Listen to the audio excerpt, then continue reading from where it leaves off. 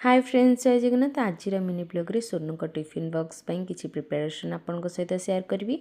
आज सोनू इच्छा करछन्दी plain rice with paneer gravy नेबे टिफिन रे। तो शीत दिन चलछि, टिके लेट होछि उठिबारे, सो मते लेट हबो सेति पई मु अरुआ हात ही बसै नेथिली।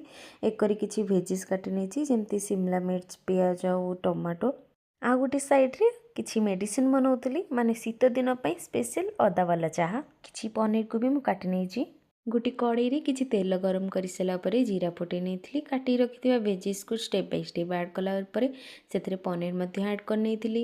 हल्का कुक हैला परे से सब को गोटे प्लेट को काढी नेछि। आउ एक बाउल काजू एवं क्षीर को 10 मिनिट पई बतुरी देथिली, ताको मध्य गोटे चिकन करी पेस्ट बने नेछि।